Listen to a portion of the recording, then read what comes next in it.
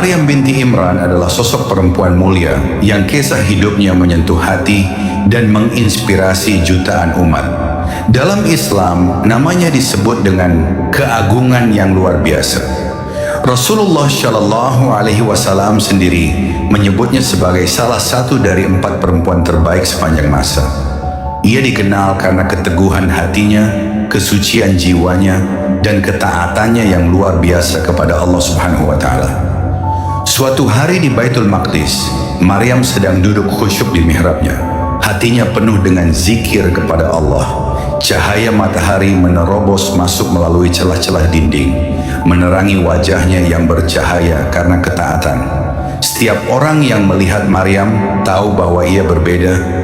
Kepribadiannya memancarkan ketenangan yang dalam, dan setiap langkah hidupnya adalah wujud ketundukan kepada Allah. Namun, hidup Maryam tidak selalu dipenuhi dengan kemudahan.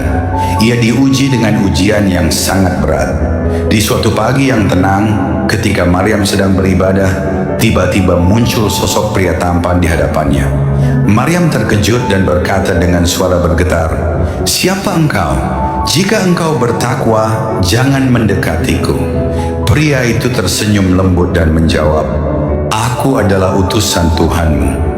Aku diutus untuk memberitahumu kabar gembira bahwa engkau akan melahirkan seorang anak laki-laki yang suci." Maryam membelalak kaget. "Bagaimana mungkin aku memiliki anak, padahal aku belum pernah disentuh oleh seorang lelaki pun, dan aku bukan perempuan yang buruk?" Tanyanya penuh dengan ketakutan dan kebingungan. Malaikat itu menjawab dengan tenang, "Demikianlah ketetapan Tuhanmu. Itu adalah hal yang mudah baginya. Anak itu akan menjadi tanda kekuasaan Allah dan rahmat bagi manusia. Sungguh, ini adalah urusan yang sudah ditetapkan." Nama Maryam disebut dalam Al-Quran sebanyak 34 kali, lebih banyak daripada nama sebagian besar Nabi. Bahkan ia adalah satu-satunya perempuan yang namanya dijadikan nama surat dalam Al-Quran, yaitu surat Maryam ayat 19. Kehormatannya disebutkan oleh Allah dalam surat Ali Imran ayat 42. "Dan ingatlah ketika malaikat berkata, 'Wahai Maryam, sesungguhnya Allah telah memilihmu, menyucikanmu, dan melebihkanmu di atas segala perempuan di seluruh alam.'" Maryam adalah contoh nyata bagaimana seorang perempuan bisa menjadi simbol kekuatan iman dan ketaatan yang luar biasa. Dalam kesendirian, ia tidak pernah kehilangan arah. Maryam terus menjaga ibadahnya, sekalipun beban yang harus ia pikul sangat berat. Hidup Maryam adalah pelajaran tentang pengorbanan dan kesabaran. Ketika Allah memberinya tanggung jawab untuk melahirkan Nabi Isa alaihissalam, ia menerima dengan penuh keimanan. Namun masyarakat di sekitarnya tidak memahaminya. Mereka mencemooh dan menuduhnya dengan tuduhan keji. "Maryam, dari mana engkau mendapatkan anak ini?" tanya mereka dengan nada penuh tuduhan. Maryam hanya diam, tidak berkata sepatah kata pun. Hatinya menyerahkan segalanya kepada Allah Subhanahu wa Ta'ala. Ia menunjuk kepada bayi yang digendongnya. Kemudian dengan mukjizat Allah, bayi itu berkata, "Aku adalah hamba Allah. Dia telah memberiku kitab dan menjadikan aku seorang nabi." Al-Quran Surah Maryam ayat 30. Kisah ini adalah salah satu mukjizat terbesar yang menunjukkan kebesaran Allah dan kesucian Maryam. Maryam mengajarkan kita arti dari keimanan yang tulus. Ia adalah simbol wanita yang menghadapi ujian dengan keberanian dan kerendahan hati. Setiap kisah tentang Maryam adalah pengingat tentang bagaimana manusia harus berserah diri kepada Allah Subhanahu wa Ta'ala dalam setiap keadaan, baik senang maupun sulit. Dan mereka semua, Maryam dan Nabi Isa, kami jadikan tanda kekuasaan kami bagi seluruh alam. Al-Quran Surah Al-Anbiya ayat 91.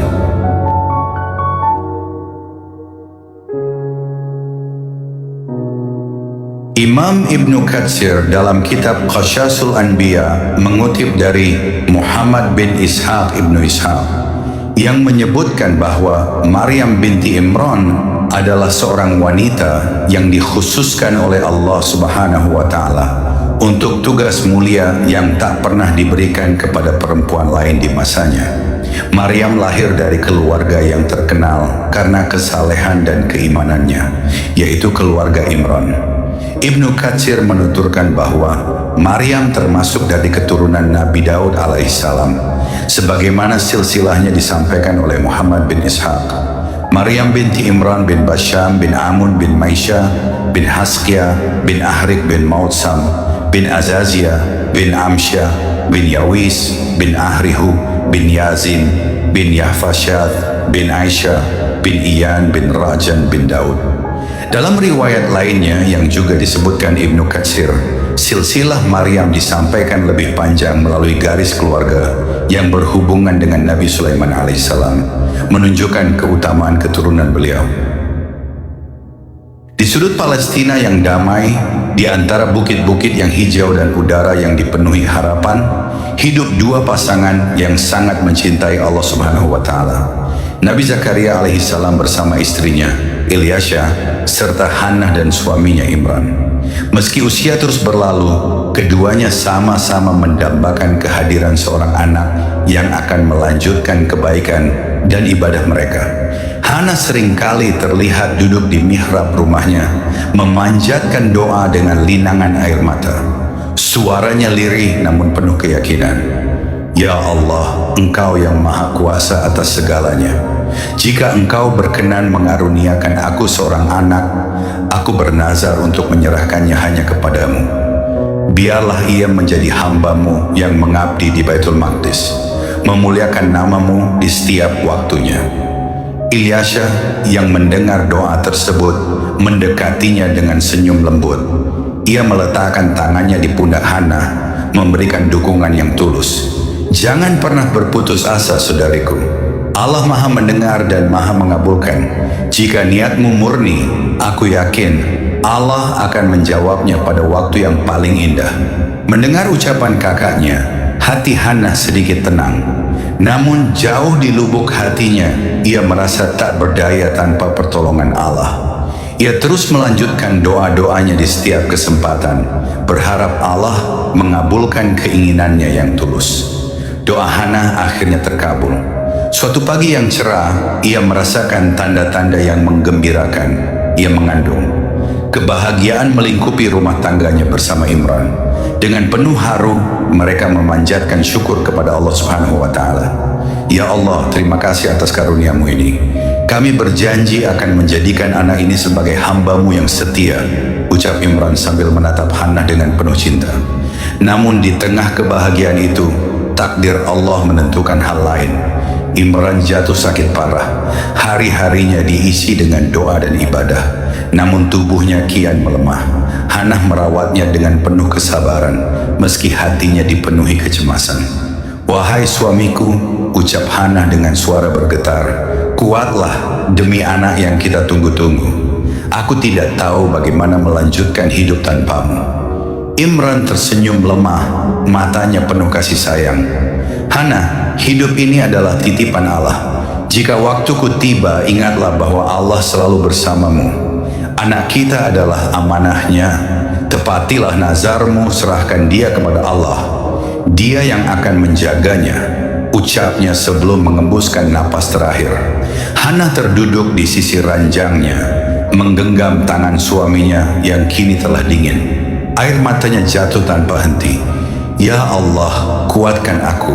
Aku akan menepati janjiku kepadamu dan kepada suamiku. Anak ini akan menjadi hamba-Mu yang taat, sebagaimana kami impikan. Tak lama setelah kepergian Imran, tiba saatnya bagi Hannah untuk melahirkan. Meski sendirian tanpa suami di sisinya, ia menghadapi proses kelahiran dengan penuh keberanian. Dengan izin Allah, lahirlah seorang bayi perempuan yang cantik. Saat pertama kali menatap wajah anaknya, Hannah merasa bahwa Allah Subhanahu wa taala benar-benar mendengar doanya. Engkau adalah karunia terbesar dari Allah, bisiknya sambil mendekap bayi itu erat. Aku memberimu nama Maryam, yang berarti hamba Allah. Semoga engkau menjadi wanita yang suci dan mulia. seperti yang aku nazarkan. Namun hati Hana juga diliputi kekhawatiran. Sebagai seorang ibu, ia tahu bahwa menyerahkan anaknya ke Baitul Maqdis bukanlah hal yang mudah, tapi janji kepada Allah adalah segalanya. Ia memeluk Maryam dengan penuh kasih, menyadari bahwa anak ini bukan hanya miliknya, melainkan amanah Allah. Di malam hari, Hana berbicara kepada Maryam kecil yang tertidur di pelukannya. Wahai putriku, engkau adalah jawaban dari setiap doa yang aku panjatkan. Tapi ketahuilah, hidupmu adalah untuk mengabdi kepada Allah. Aku tidak tahu seperti apa masa depanmu, tapi aku yakin Allah akan selalu menjagamu. Air matanya mengalir, namun di balik itu ada kekuatan yang besar sebagai seorang ibu yang ingin menepati janjinya kepada Allah. Setelah Maryam mencapai usia sapi, Hana dengan penuh haru mempersiapkan putrinya untuk memenuhi nazar yang telah ia ikrarkan kepada Allah Subhanahu wa Ta'ala. Dengan hati yang berat, ia membawa Maryam kecil ke Baitul Maqdis. Di sepanjang perjalanan, Hana berdoa dengan penuh harap agar Allah Subhanahu wa Ta'ala menerima putrinya sebagai hambanya yang setia. Ya Allah, aku telah menyerahkan putriku ini kepadamu. Jadikanlah dia hambamu yang taat, yang selalu berada di jalanmu. Jagalah dia, ya Allah, sebagaimana engkau menjaga orang-orang yang kau pilih untuk melayanimu. Doanya dengan penuh keyakinan. Sesampainya di Baitul Maqdis, Hana menemui para imam dan pemimpin agama di sana. Dengan hati yang berat namun penuh keikhlasan, ia berkata, "Wahai para imam, ini adalah putriku Maryam. Aku telah menazarkannya kepada Allah Subhanahu wa Ta'ala untuk menjadi abdinya di Baitul Maqdis. Aku memohon agar kalian menjaga dan mendidiknya agar ia menjadi seorang hamba yang taat." Para imam memandang Maryam kecil yang tampak mungil dan polos. Mereka memahami keikhlasan Hana, namun timbul perdebatan di antara mereka. Sebagai keturunan keluarga Imran yang mulia, Maryam dianggap sebagai anak yang istimewa. Setiap imam ingin mendapatkan kehormatan untuk mengasuh dan mendidiknya. Anak ini adalah titipan Allah Subhanahu wa Ta'ala dan aku ingin merawatnya, kata salah seorang imam dengan penuh semangat. Tidak, akulah yang lebih pantas karena aku yang paling senior di antara kalian, timpal imam lainnya. Hana yang melihat perselisihan ini merasa bingung. Namun Nabi Zakaria alaihissalam yang hadir di sana segera mengambil inisiatif. Wahai saudara-saudaraku, mari kita serahkan keputusan ini kepada Allah Subhanahu wa Ta'ala. Bukankah hanya Dia yang paling tahu siapa yang layak untuk mengasuh Maryam? Para imam setuju dengan usulan Nabi Zakaria alaihissalam. Untuk menentukan siapa yang akan menjadi wali Maryam, mereka memutuskan untuk melakukan undian. Setiap imam diminta untuk menuliskan namanya di sebuah pena. Pena-pena tersebut kemudian dikumpulkan dalam sebuah wadah. Seorang anak kecil dipanggil untuk mengambil salah satu pena. Semua mata tertuju pada anak kecil itu saat tangannya masuk ke dalam wadah. Ia mengacak-acak pena-pena tersebut sebelum akhirnya mengambil satu pena dan menyerahkannya kepada Nabi Zakaria alaihissalam. Ternyata pena yang terpilih adalah milik Nabi Zakaria alaihissalam. Para imam terdiam sejenak, namun beberapa di antara mereka merasa tidak puas. Ini belum cukup adil. Kita harus memastikan bahwa keputusan ini benar-benar kehendak Allah Subhanahu wa Ta'ala, kata salah seorang imam. Untuk menghilangkan keraguan, mereka memutuskan untuk mengadakan undian kedua. Kali ini mereka sepakat untuk melemparkan pena-pena tersebut ke sungai. Pemilik pena yang tidak hanyut akan menjadi pengasuh Maryam. Saat pena-pena itu dilemparkan ke sungai, arus sungai dengan cepat membawa pena-pena tersebut hanyut. Namun hanya satu pena yang tetap mengapung di atas air, pena milik Nabi Zakaria alaihissalam. Subhanallah, ini adalah tanda dari Allah Subhanahu wa Ta'ala, kata salah seorang imam. Namun beberapa lainnya masih merasa tidak puas. Mari kita lakukan undian terakhir untuk memastikan keputusannya benar-benar sah, usul mereka. Untuk ketiga kalinya undian dilakukan. Kali ini mereka memutuskan bahwa pemilik pena yang hanyut akan menjadi pengasuh Maryam. Dengan penuh harap, para imam kembali melemparkan pena mereka ke sungai. Semua pena tenggelam ke dasar sungai kecuali pena milik Nabi Zakaria alaihissalam. Para imam akhirnya menerima bahwa Nabi Zakaria alaihissalam memang telah dipilih oleh Allah Subhanahu wa taala untuk menjadi wali Maryam. Mereka pun bersepakat dan dengan penuh kebesaran hati mereka menyerahkan Maryam kepada Nabi Zakaria alaihissalam. Hannah yang menyaksikan semua ini merasa lega. Ia mendekati Nabi Zakaria alaihissalam dengan mata yang berkaca-kaca. Wahai saudaraku, aku percaya bahwa engkau akan menjaga putriku dengan baik. Aku menitipkannya kepadamu dan aku memohon kepada Allah Subhanahu wa taala agar dia selalu melindungi Maryam.